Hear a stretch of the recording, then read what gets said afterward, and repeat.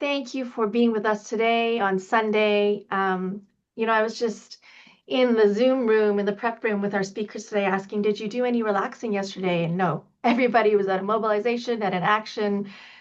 That's our community. And so I just want to start by saying thank you for all that you're doing right now to push against the tides we're seeing, to come together in community, because community is what's going to keep us strong and keep us moving forward.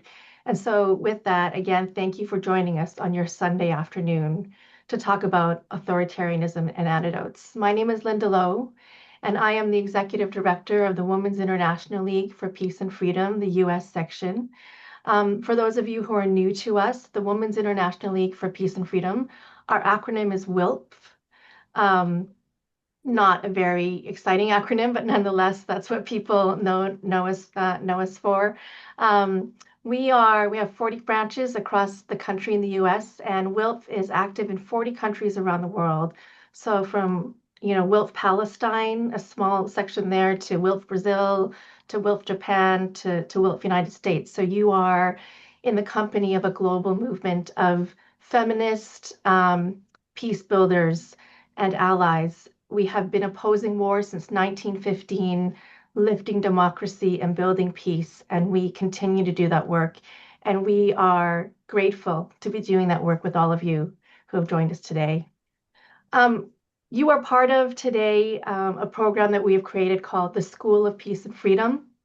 The School of Peace and Freedom, it's a quarterly virtual national teach-in where we're intentionally trying to address the needs of the moment for our members and our allies. So WILPF is a membership-based organization. You can join as a member. It's like $40 a year. It's for friends. It's for allies. It's for anybody who's looking for an activist home that they maybe didn't even know they needed or wanted until now in this moment. I say that because WILPF is growing right now. We have a lot of new members joining us because of the moment we're in, because of things that are happening in our country, in the world. And of course, at WILPF, we have members that have been mobilizing for decades. So what we're most proud of at WILPF is cross-generational power building, and that's what the School of Peace and Freedom is all about. Building power across generations, being strong in community, and tackling the needs of the moment. So today we're here to talk about, as I mentioned, authoritarianism and antidotes. Why did we choose this topic? I think we're living at a time where a lot of us are saying to each other and ourselves, what can we do? What more can we do? Because I know it's so overwhelming. Every day there's something new, another US-led war, another, constitutional crisis, another maybe neighbor down the street that's been impacted by some of the things that are happening in this country. But every time we talk to our WILPF members and our allies these days, one of the things that comes up again and again is this deep concern about the authoritarianism that we're feeling edging into everything we're doing and really like into aspect of every aspect of our life.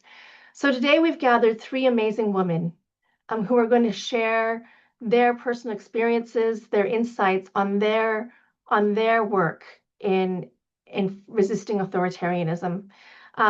You're going to hear from them one by one, and then we're going to do a bit of a teach-in moment, and then we're going to do very short breakouts so we can get to know each other one-to-one in small groups.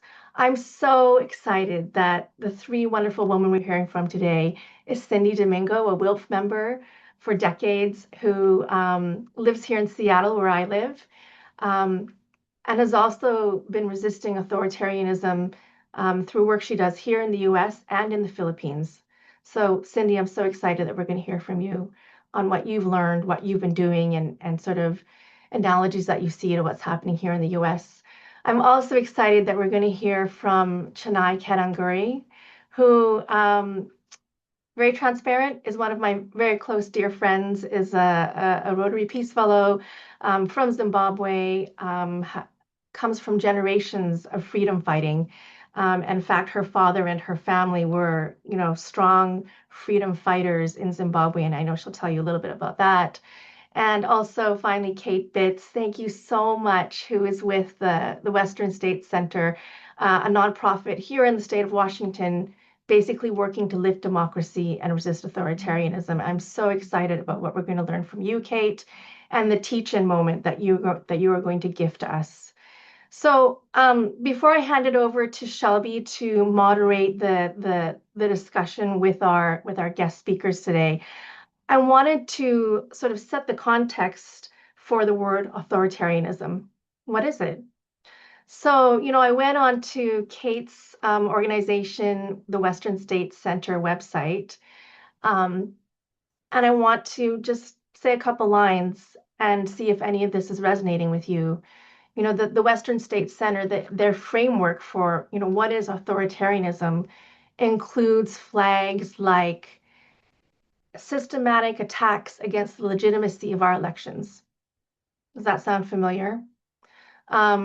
The use of bigotry, white nationalism to scapegoat vulnerable communities such as immigrants, LGBTQ plus individuals. Does that sound familiar? Elevating false conspiracy theories in political discourse. Does that sound familiar? Normalizing political attacks, encouraging civilian paramilitary action. Does that sound familiar?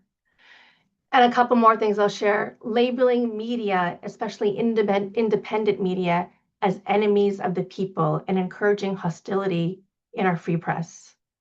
And finally, bypassing checks and balances, bypassing Congress, bypassing, legislation. I think all of these things are familiar, and I think that is what is keeping us all up at night. Um, and so, with that said, I know we know the problems. We're here to learn from each other. What have other people experienced? What have other people been doing? And maybe how can we do some of that here in our own communities and in this country? So with that context, I'm happy to introduce one of my favorite people in the world, Shelby Young, who's our field organizer for Women's International League for Peace and Freedom in the US. We're like left brain, right brain. You ask Shelby a question, maybe I can answer it. You ask me a question, she can answer it. So Shelby, thank you for doing all that you do and for facilitating today's conversation with our wonderful panel of speakers. Over to you.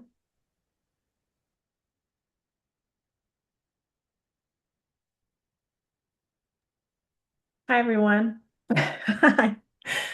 I'm so happy to be here.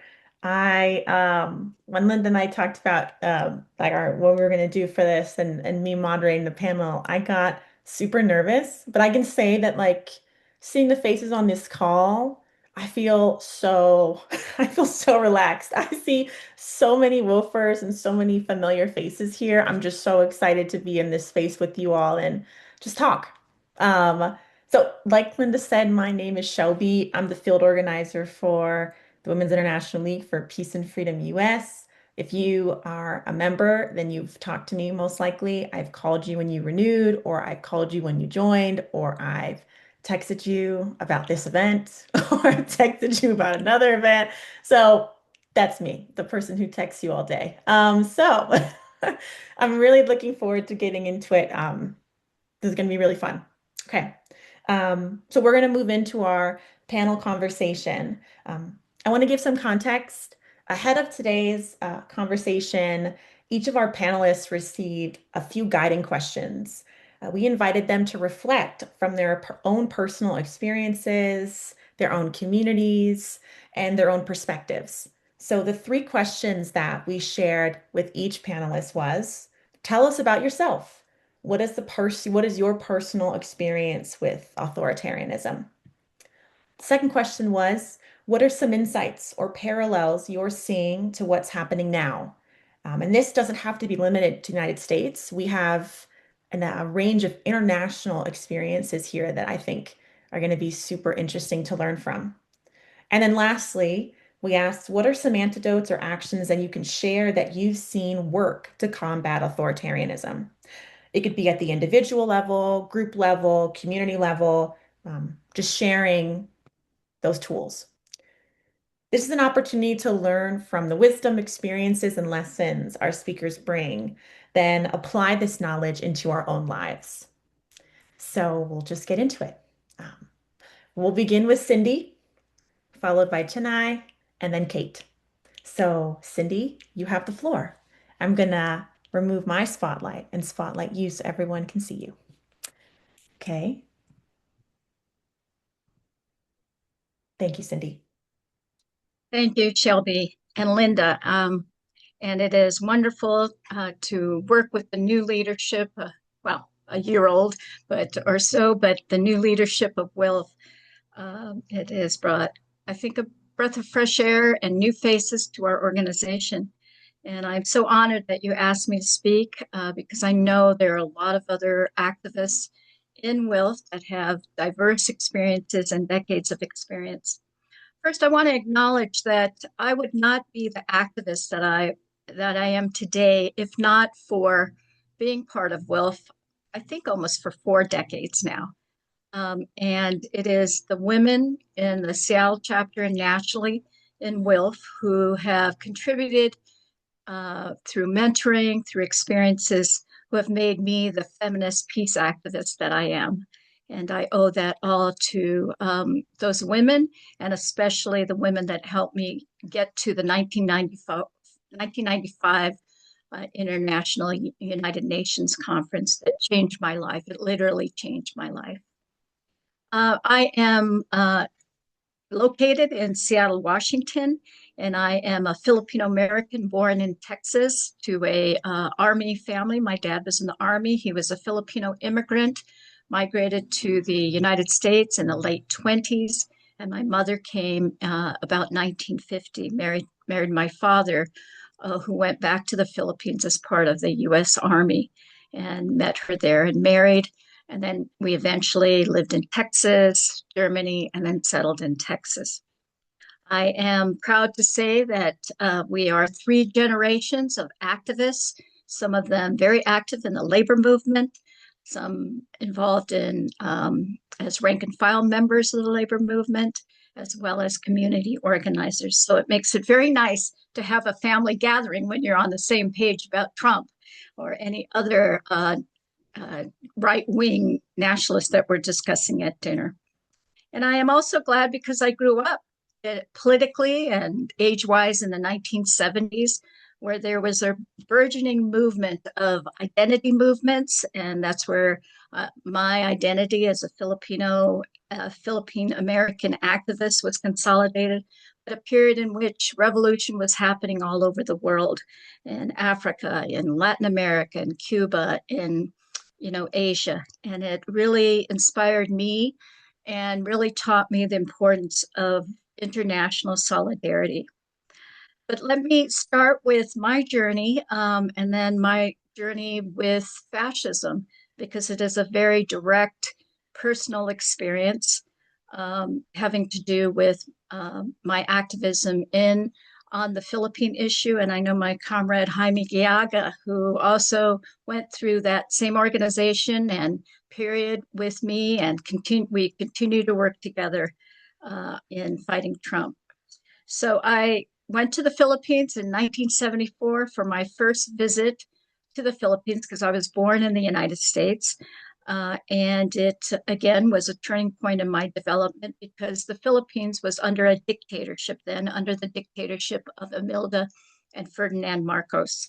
And there was outright fascism with all the tenets of fascism, the outlawing of press, the outlawing of labor unions, which then created an atmosphere in which labor unions had to go, and organizing with labor had to go underground, the suspension of elections, the dismantling of the Congress, which was patterned after the US Congress, the dismantling of the court system. So all the balances of a government, the courts, the Congress were all dismantled, and all the power held by the Marcoses.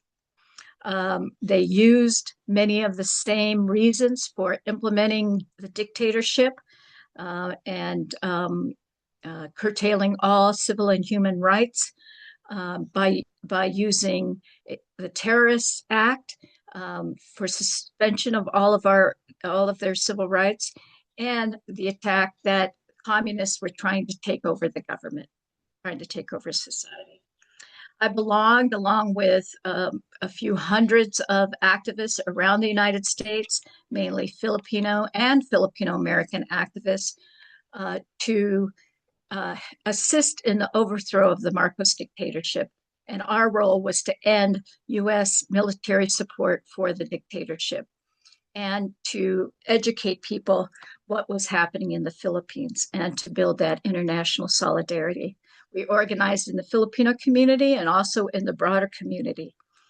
And as a result of that work, my brother was murdered along with Jean Varenis. My brother's name was Salmi Domingo and Jean Varenis. They were murdered in 1981, not in the Philippines, but here in Seattle, Washington, at the height of the end of the working day, at a corridor in which it was a major transportation path.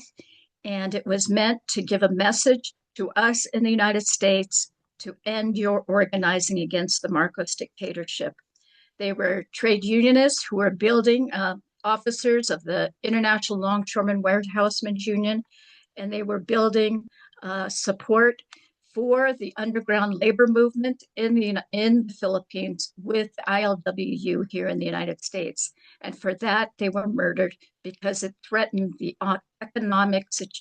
economic trade between the US and the Philippines. It was the most blatant act in trying to silence our movement here, but we have seen that many, many times before when the solidarity movement in the United States begins to attack the power or the relationship between the United States and other countries abroad. It took us 8 years to get justice in that case. Many people thought we would never get justice because we were just, at that point, Seattle was a small town. Salmi and Jean were not well-known international activists. And we were able to bring 3 men who 2 of them are now serving life sentences without parole in Washington prisons. And we won a major civil suit of $23.5 million against the Marcoses and others that were involved in the murders. And that case stands to be the only time a foreign dictatorship has been held accountable for murders of US citizens in the United States. And, you know, you see many acts against the solidarity movement during that period. That was the Ronald Reagan period in which the Reagan administration was supporting dictators around the world. In terms of parallels, I think we see the same dismantling of democratic structures that are happening today here in the United States as we see in dictatorships that Reagan was supported at that time. And when I think about what are the ways that we can continue to organize, I think it's multifaceted.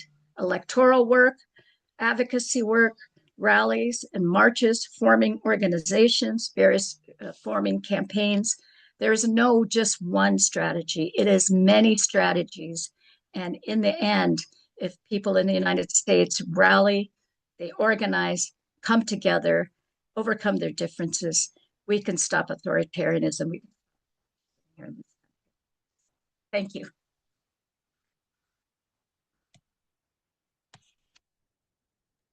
Thank you so much, Cindy. Thank you so much for sharing the story of your brother and sharing your own experiences.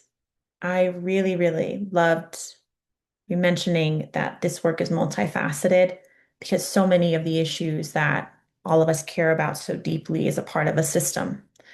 And when we think about the entire system that's creating these conditions, bringing me back to what Linda mentioned in the beginning from the Western State Center, taking out all of these pieces of what makes an authoritarian government, all of those pieces together, we tackle all of them more multifaceted. We're able to do some really, really good work.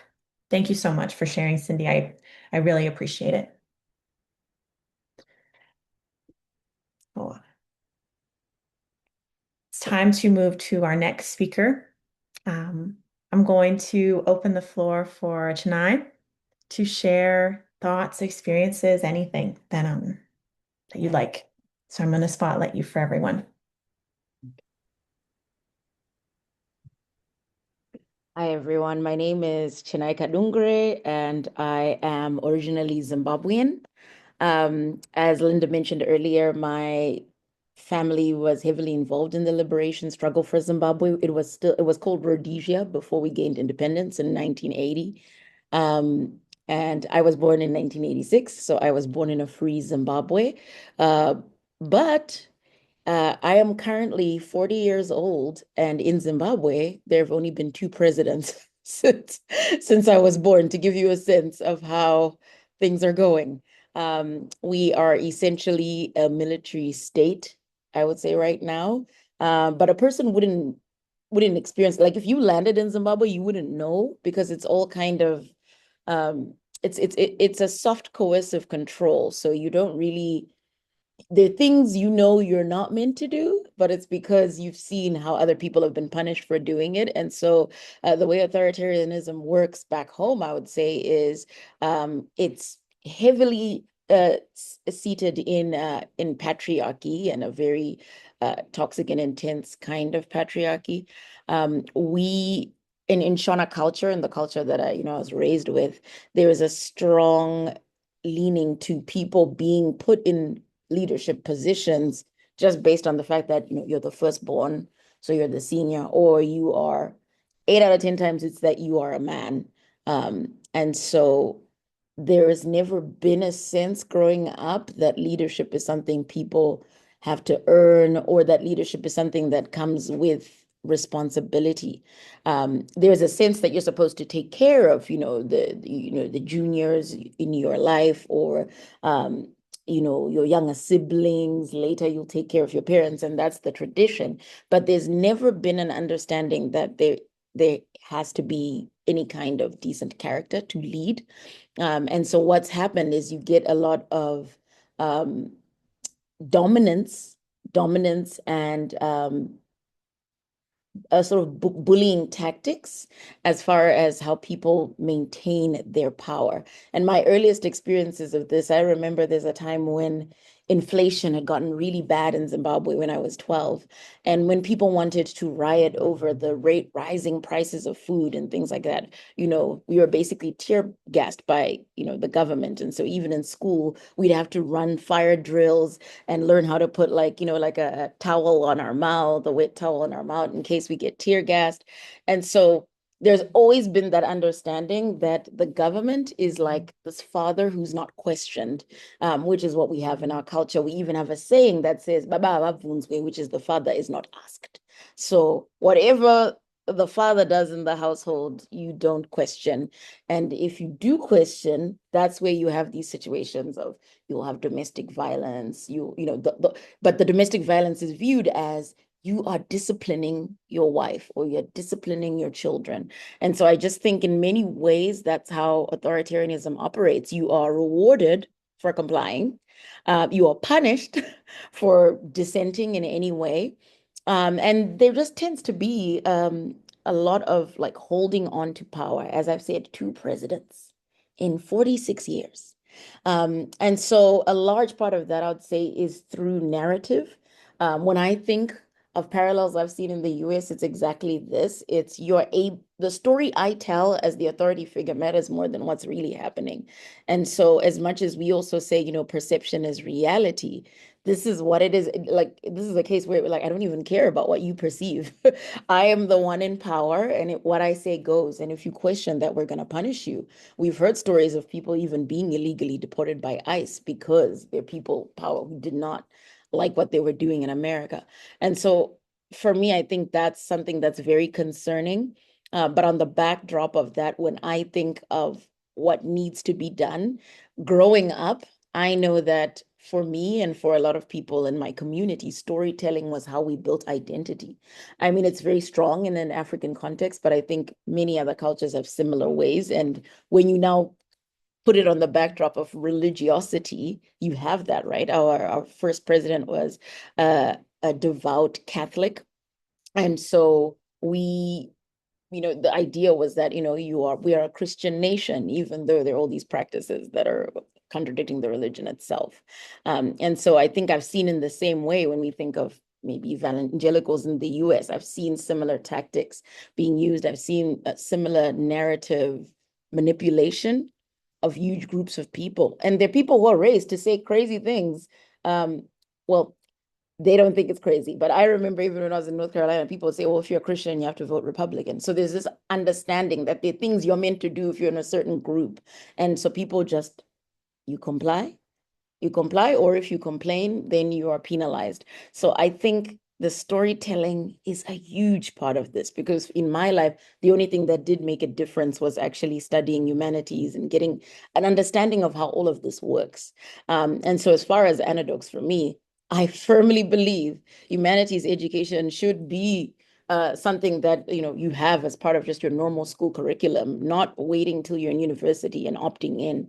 Because I've seen it in my own family where the people who weren't exposed to, understandings of power, difference, othering people, all of this, they're just going through life ignorant of it and being either just embodying that bullying that we talked about before, or there's not enough self-awareness around how they lead other people. And so I do think that a large part of it is the storytelling and media. The reason we keep talking about media is because media is a strong power when it comes to storytelling. But I think we shouldn't have it just be something high up in the media. We can control these systems as well. If in our neighborhoods, in our households, we are really fighting to tell the truth, where there is, what do I call it? Like misleading information, like we'd say false information, be the fact checker for your family. I mean, it's exhausting. It's exhausting feeling like you have to do that, but I've seen it make a difference even in my siblings' lives, that me taking back what I learned to them and having them think differently about certain situations has made a difference of the decisions they make, how they're raising their kids. And so I do think that is something we have to fight as hard as possible to try and fix, because authority without responsibility is tyranny. And that's what so many people are living under. And that's the way all of this works. It's about like making sure a person has power for power's sake. And then they do things for their own self-interest to the detriment of other people.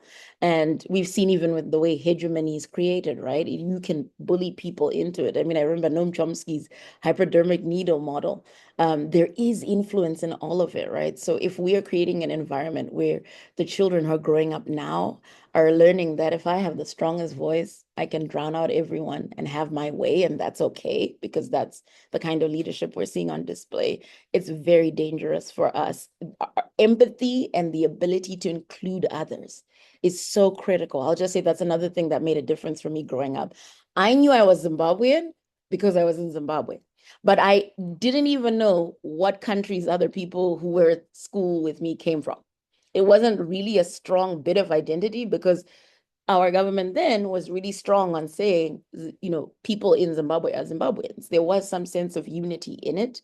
And my own father was also in the government at the time, and he was a feminist, so he was very countercultural in many ways.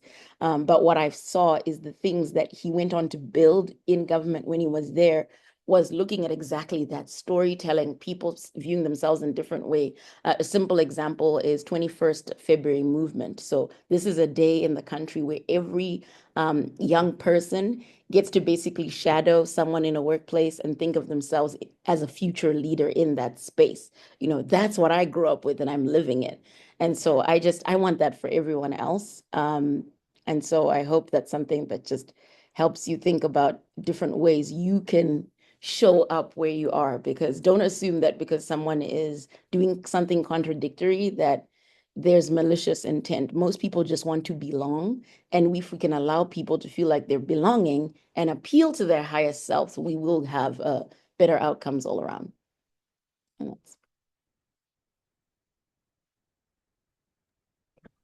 Thank you so much. Tonight, I wrote so many things down.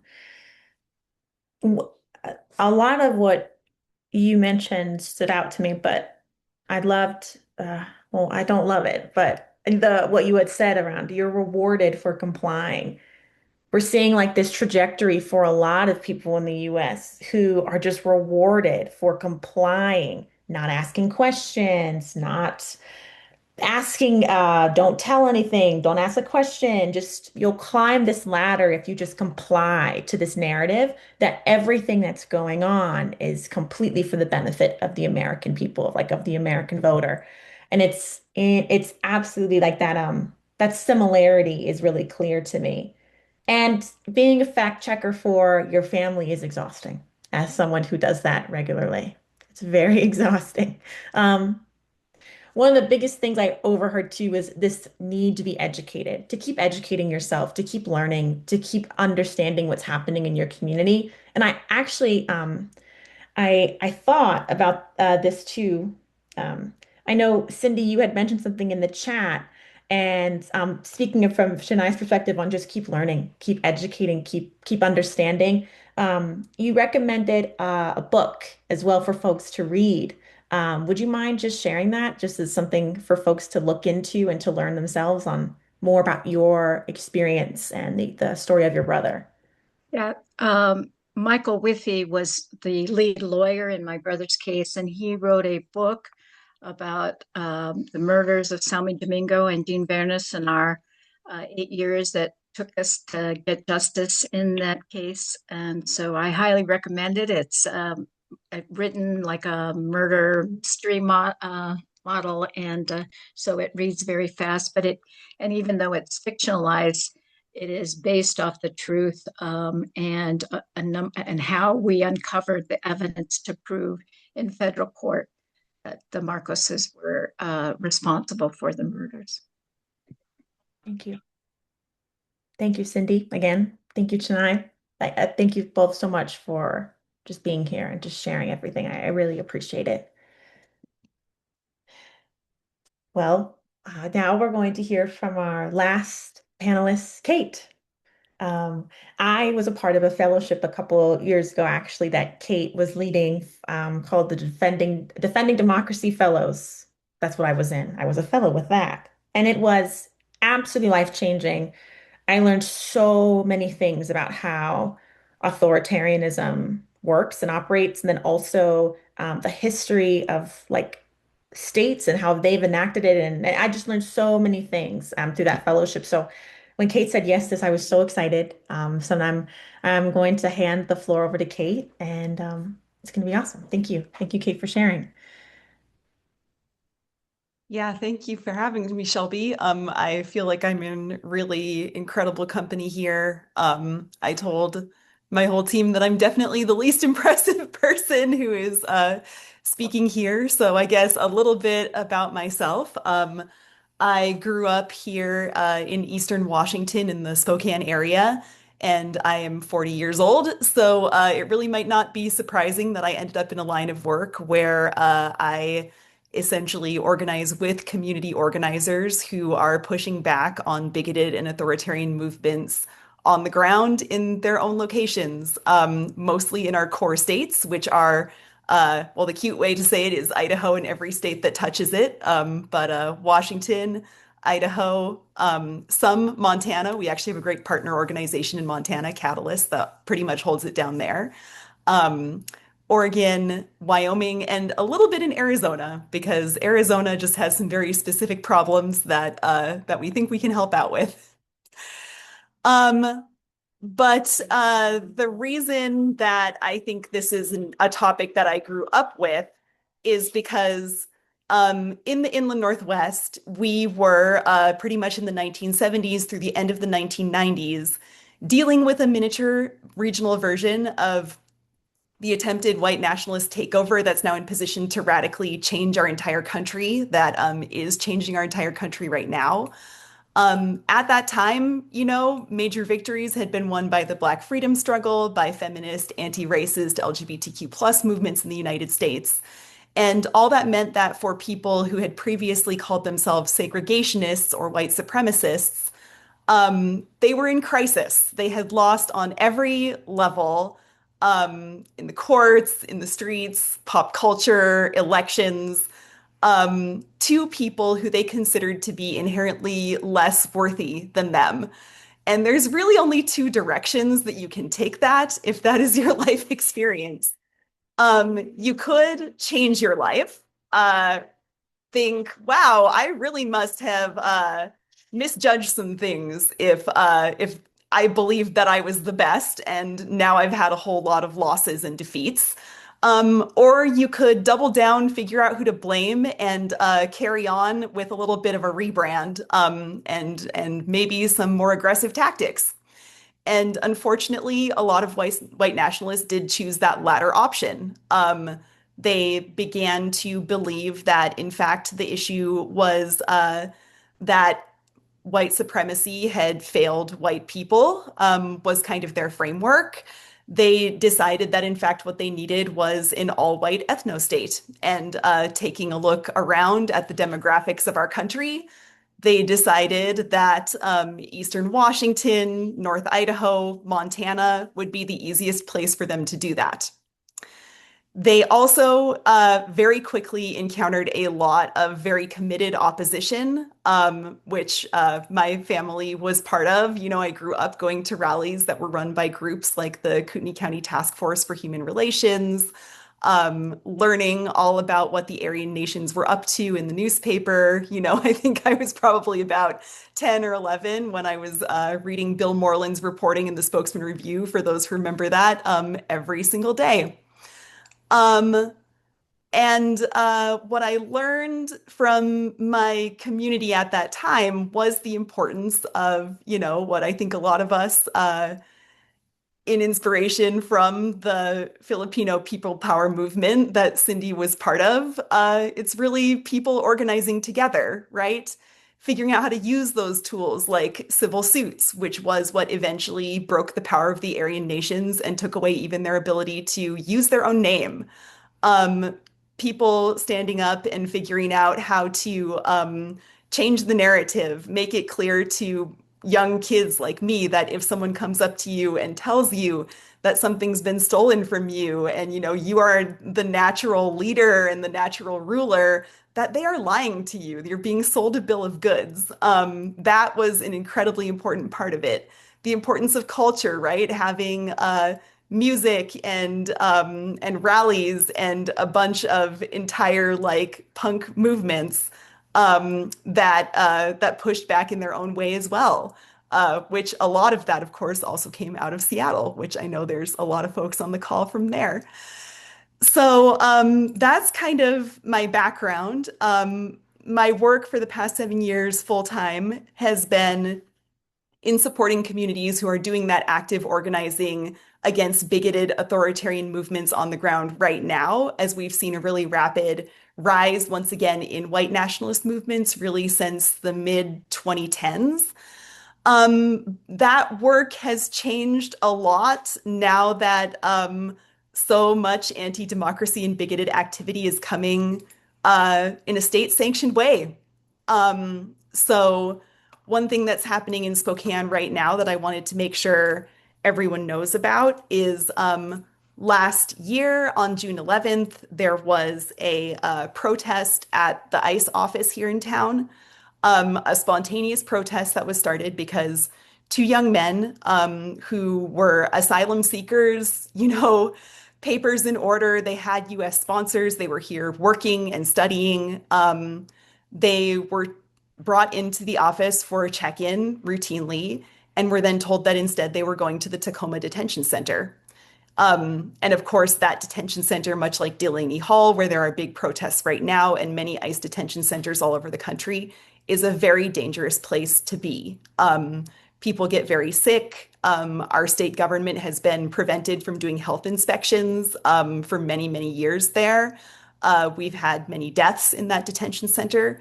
So people came out to sit around the ICE office and peacefully say, we are not going to let this happen and let these young men be taken without some opposition.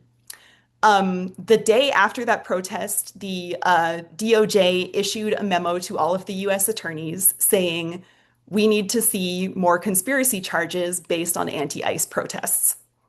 And about a month later, Um, 9 people were arrested on conspiracy charges. 6 of them did end up pleading out to a lesser charge. Felony status is very hard to have, and federal charges are hard and expensive to fight. There are 3 people who decided to take it all the way to court. And unfortunately, last week they were convicted of federal conspiracy charges. There's currently a motion out there to say, that there was not enough proof in the trial. So that's being brought to the judge. And if that motion fails, they will appeal.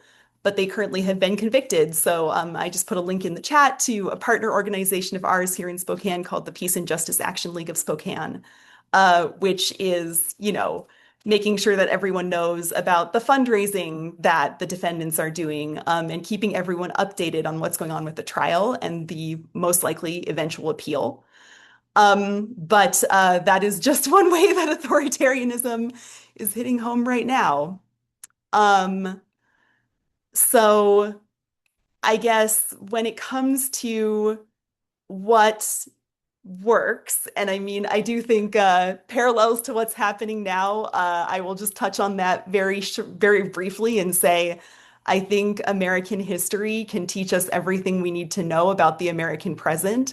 We're lucky to have so many people all over the world who are our peers in this. If we can just accept that the United States is not exceptional, that we are subject to the exact same dynamics that people are dealing with around the world, and that not every story has a happy ending like the Hollywood movies that we're so used to. I think we can learn a lot from people globally. We can also learn a lot about our government's own complicity for a very long time in promoting authoritarianism. But there are so many things that I have seen described as unprecedented in the United States over the past 10 years that I read about,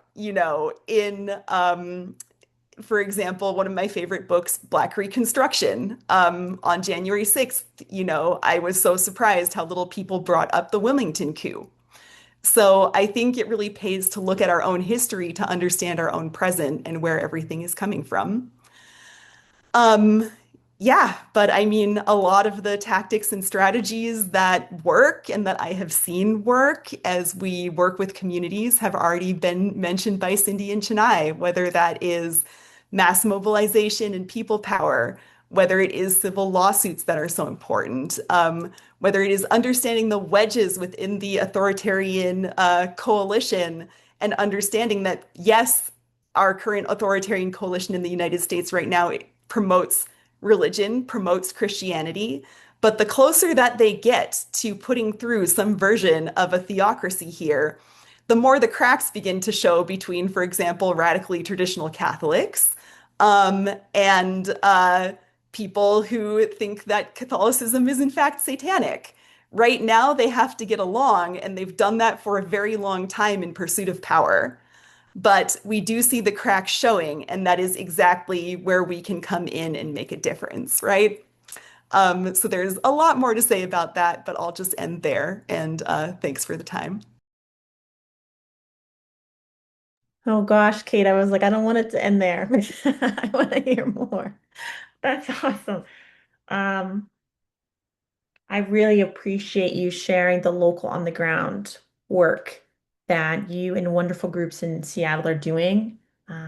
And it just shows as well how vital conversations like these are, the international to the national to the local level work happening on all three are so important for us to have this full picture of the tools and what we need to do in order to fight back. So I have so much to say, but I won't because I don't want to take up too much time. Well, I'm going to move to our next section. One of the goals of the School of Peace and Freedom is to not only hear from experienced organizers and movement leaders, but also to deepen our understanding of the issue we're facing and provide us with the tools available to us to fight back.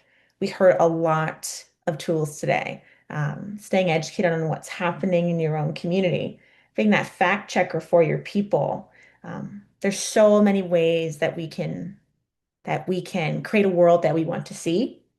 So I'm going to hand the floor back over to Kate because Kate has prepared a presentation that I believe will help us think more deeply about the subject and what it means for our work moving forward. So, Kate, the floor is yours again. I'm going to spotlight you and use whatever thing you like, presentation, anything, and I'll. Yeah, let me get these slides up. So at Western State Center, we like to keep it really practical and provide some insight into how to handle issues on the ground. So that's exactly what I'm going to do today. I'm just going to give you a brief presentation that is based on one of our resources that's just available on our website in our toolkits and resources section. Um, it is called Responding to Hostile Propagandists at Events. It is actually, and we are very proud of this, a 3-page resource. Anti-bigotry nonprofits have a horrible track record of putting out 50-page PDFs about everything.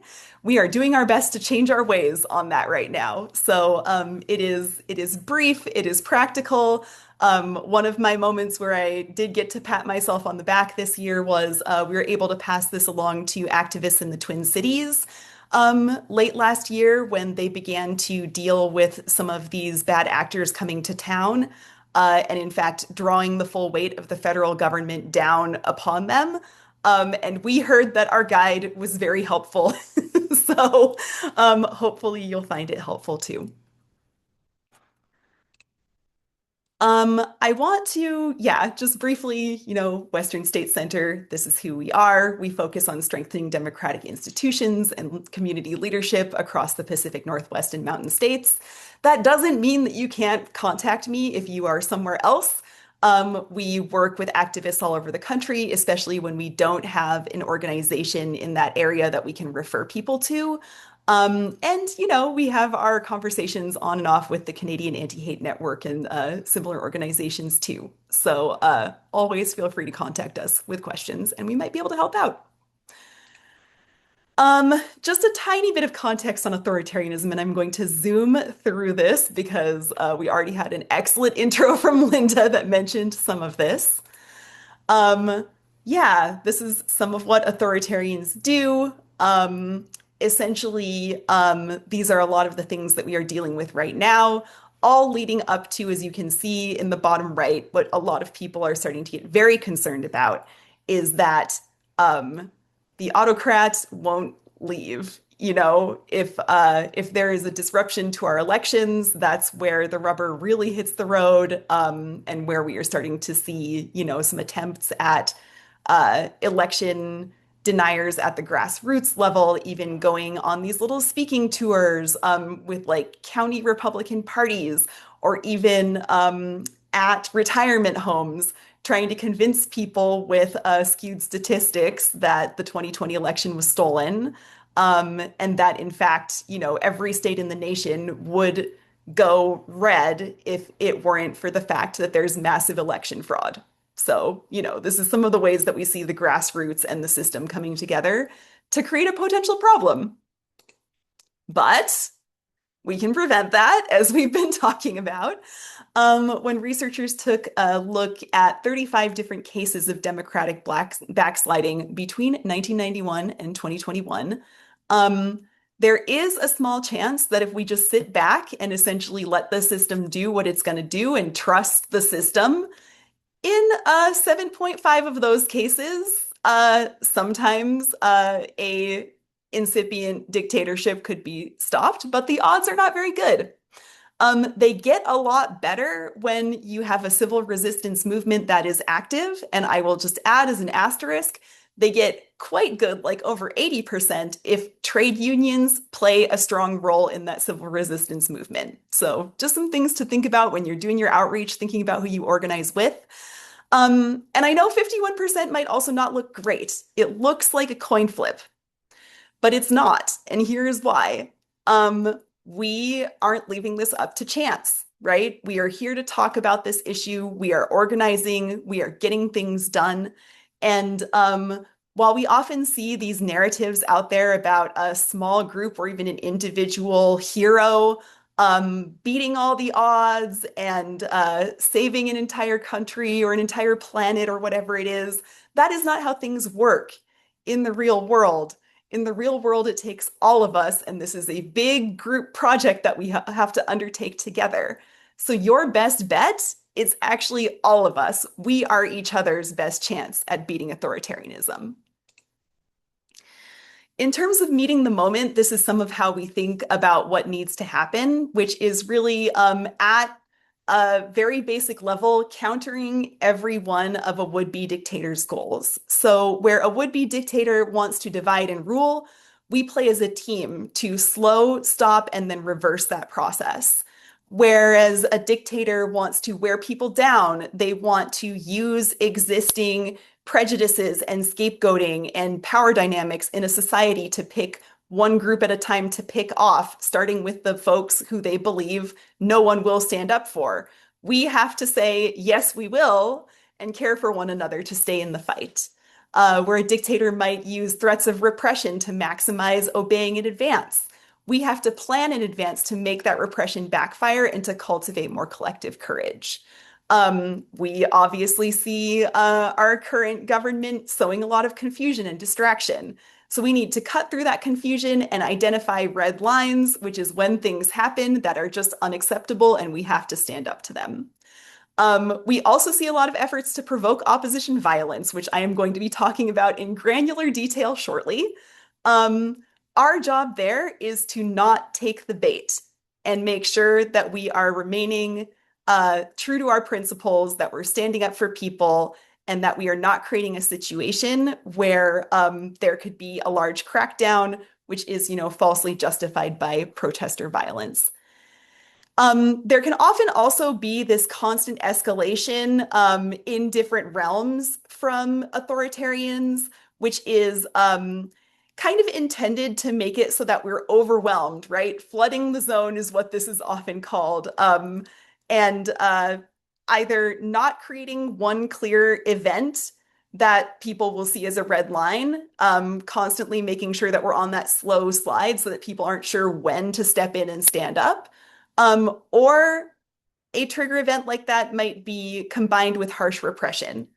So in order to stand up to that, what's important is to develop capacity for rapid mobilization together so that we are able to, on a consistent basis, identify what's happening, name it, and take action.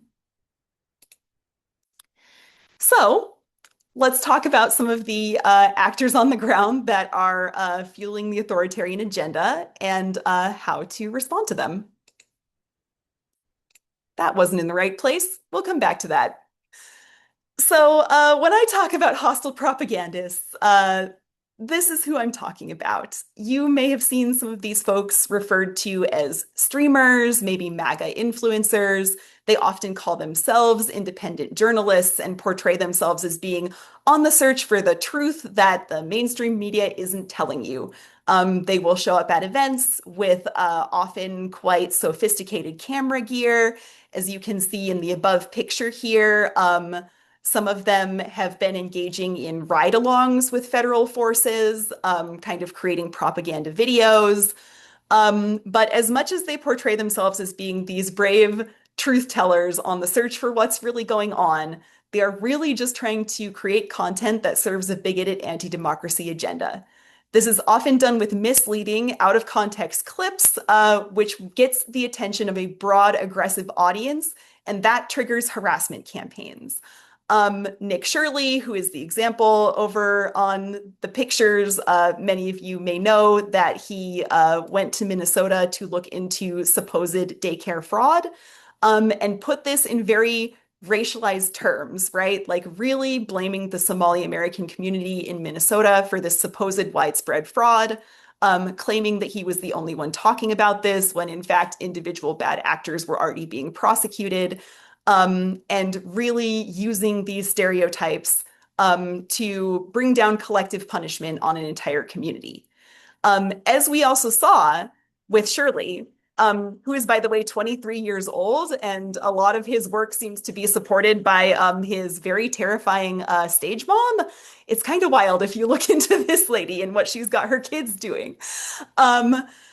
the administration relies on these actors to drive narratives and even to choose locations for federal actions. So this is the exact same crowd who were going to Portland last summer to try and claim that the city was out of control, often resurfacing footage from 2020 as if it was happening right now, antagonizing protesters, getting into scuffles, and then trying to say, see, this is why we need the National Guard. This is a city that is out of control, when in fact, it simply was not. But if the media is not going to play the administration's game, these folks will. And that's why they're being elevated to events like White House roundtables right now. I want to talk a little bit about their tactics that you might see. And this is especially for people who do show up to mobilizations, people who are planning events, even if you're like with a group that's planning on tabling at a Pride event this year or something like that. These are some of the places where they might show up. So the first tactic is very straightforward that we're going to talk about, and that is provocation.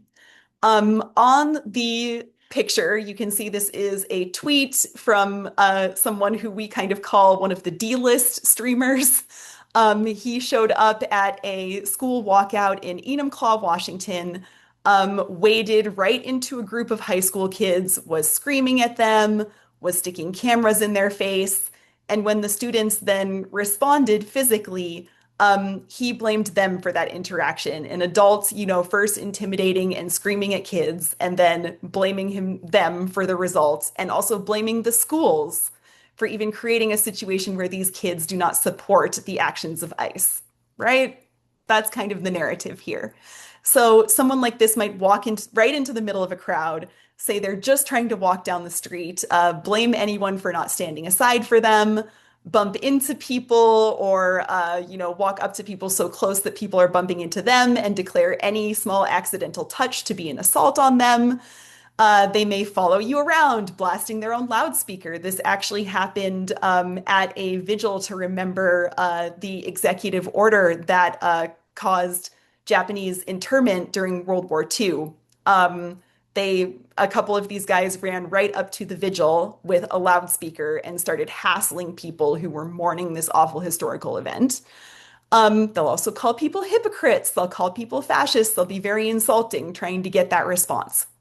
And lastly, I think it's very important to mention that while by far not all of them do this, some of these folks do bring their own so-called security, who have been known to pepper spray people or even just straight up assault them. The next tactic is a little bit sneakier, the next set of tactics. And here I want to draw your attention to the picture because this was in Portland near the ICE facility. And here you can see a group of people who are all filming. Some of them are filming each other. Some of them have phones. Some of them have nice camera equipment. Some of them are from mainstream media outlets. Some of them are legitimate independent journalists. And some of them are right-wing harassers. And except for maybe the lady in the American flag hat in the back, I don't think you can really tell by how they're presenting themselves who is who. And this is something that is absolutely exploited by these folks on the ground. So they may do things like play like they're curious about what's going on at the protest, or kind of act conciliatory. So we saw there some of the most aggressive people actually starting out conversations with protesters by offering them water bottles or cigarettes. They'll try and find some common ground, find something that you can both agree on camera, even if it's just America is good, right? Just try to get a yes to something and keep people talking. They'll also sometimes ask very personal questions about religious beliefs or values. There's actually an ongoing situation, unfortunately, where a faith leader is now being defamed by one of these guys, and it's just because she took an opportunity and took the time to have a conversation with him about her belief in God. Since then, he has had it out for her for months. So, this is something where it can sometimes really pay to use some deflecting tactics versus getting deep into conversation. As mentioned, they may also work on appearing like legitimate press, have some really good gear, seem really official, politely request an interview, maybe start with some normal sounding questions and then gradually ramp up until you're in a conversation where you're just like, what is even happening to me right now? Just to get people looking confused or aggressive or upset on camera. So even when we see a softer approach, that can escalate quickly, and it still pays off to be careful. Another one that you'll see is undercover investigations. For the people who can remember the Obama era, the picture here is James O'Keefe of Project Veritas. This was a costume that he put on to go to offices of a nonprofit called Acorn and try to catch them doing something illegal. In these videos, it's very clear that the employees know something very strange is going on and something is off, but they're doing what you would usually do to maybe try and get someone out of your office if you're working a public-facing job. Like, sure, yeah, okay, here's some paperwork. Why don't you come back with that filled out, right? And this was then used to argue that they were corrupt. That nonprofit, in fact, had to shut its doors during the Obama era. So today we're seeing much the same, targeting of vulnerable communities, wearing disguises or impersonating authority figures. Someone might wear a hidden camera. They may come up and act like they're part of the same movement or have the same beliefs as you, but then start proposing doing something illegal, again, in hopes of getting a yes. They'll ask leading questions, they'll confuse their targets, and they will pose as someone that they're not. Like a parent calling up a daycare trying to find if there's a spot at a daycare, for example. We saw a lot of that early this year. So we are not powerless in this situation, however. So here's some ways that organizers can plan ahead. One is just making sure that you have a press plan for an event and that it takes this into account. If you have a press liaison, actually, and if you treat these like any other folks who might want an interview by saying, for example, oh, that's so great, but I'm actually not a spokesperson. Could I get a business card or could you tell me your social media handle? And then I'll reach out in case one of our spokespeople has time for you. You can then Google whatever is on that business card, take a quick look through their social media, and if this is someone who is illegitimate and you don't want to talk to them, just don't hit them up, right? This can often be very confusing for them if they just get treated like actual press. It's also really important to train your team. So if you're putting on events, important to have people with de-escalation and bystander intervention skills. Make sure that it's really easy for participants to report incidents and also just follow up and debrief your events so that everyone knows if someone like this did approach your group. As an attendee, if you're just at an event, always remember safety is the highest priority. One way to keep ourselves and our communities safe is just by disengaging from folks like this. This also has the helpful side effect of not giving them the high conflict footage that they want. So if you're approached, don't engage. It is really hard to create some viral moment by pushing back and like making fun of these guys. If they don't like their footage, they simply won't use it. And it's very risky. So I would say probably don't do that. You can just be very boring and repeat yourself, like saying, no, thank you. No interviews today. All right. Okay, goodbye. Until they just realize you're not going to give them anything. And of course, do not touch these guys or their little friends. Just don't do it in any context. Very not worth it. For those who are at home, this is a growing sector of the pro-regime media, I guess I would say. So that means that it is important to understand where our information is coming from and where people are learning about issues who are in our lives. So again, if you see some viral clip and you're like, there's no way that this is real, do find out who created that clip and look at their social media. You can often then easily tell what angle they're coming from and bring a little skepticism to the table. If someone in your life start making these claims where they're blaming a whole community for a problem or bringing some stereotypes to the table, again, I would say the first question is always, oh, wow, I didn't know that. Where'd you hear about that? And then you can kind of vet that with them and maybe at least get them to be a bit more skeptical as well. And most importantly, really, is to stand up for people in your community who are being dehumanized. You can start right in your own town. Getting to know your neighbors is so important. And there are always a lot of ways to help out when people are dealing with the consequences of authoritarianism. You don't necessarily have to be the frontline person if that's not what you're about.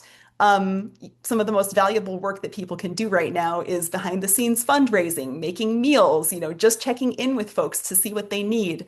I don't want to go too long, but I think this is the most important part is really being willing to do that outreach and check in with people. And of course, work in a group, right? So here are some final reminders, right, of some do's and some don'ts if you do encounter this situation. Lastly, a quick plug for some of our resources. So this presentation has been based on our recommendations for responding to hostile propagandists. We have a Spanish version that is currently in translation and will be coming out very soon to help out actually people who are going to be working at the World Cup. There's a lot of worry amongst workers in Seattle that they're going to be harassed by these type of folks.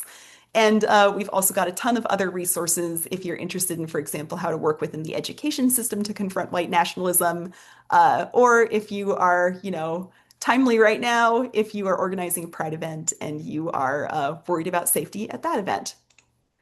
So here's how you stay in touch. You can email our whole team by just getting our info at email address. You can follow us on social media where we try to be very helpful. And yeah, thank you for having me. This was really fun to talk to everyone. Thank you, Kate. Seriously, oh my gosh.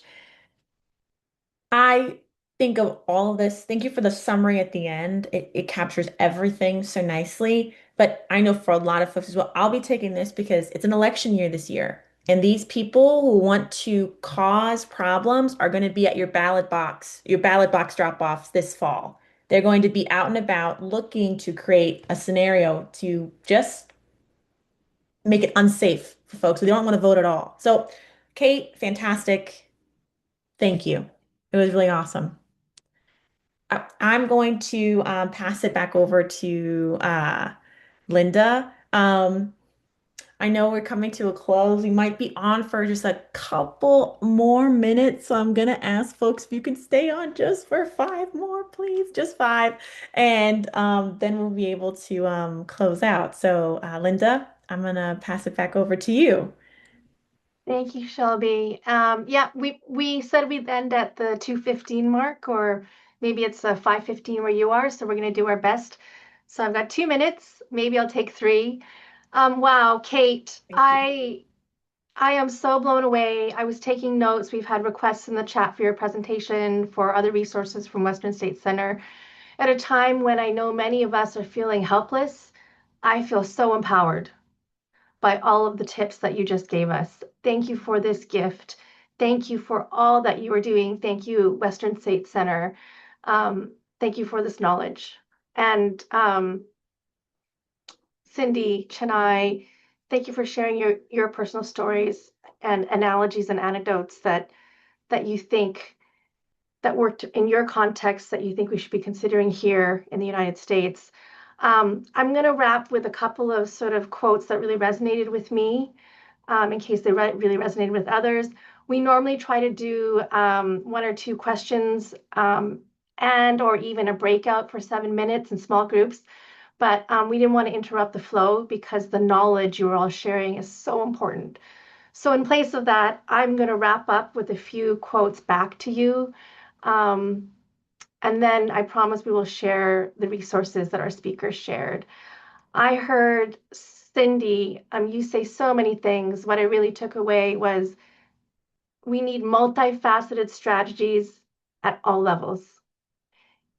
Our entire systems are being attacked, so we need strategies in every part of our system. Thank you, Cindy, for reminding us of that. Chenai, wow, I heard you say authority without responsibility is tyranny. Yes. Thank you for reminding us of these definitions.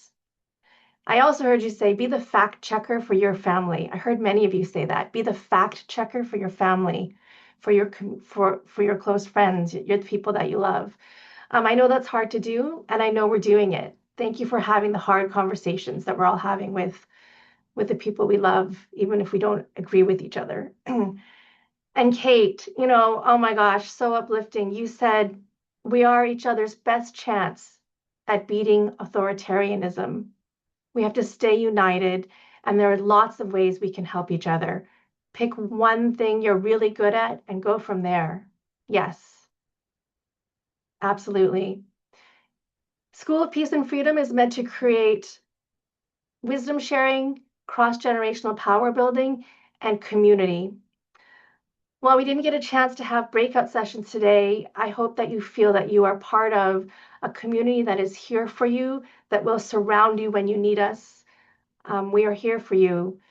Thank you for spending your Sunday with us. Cindy, Chenai, Kate, Shelby, thank you for giving us your wisdom. Take care of yourselves, everyone, so we can take care of each other.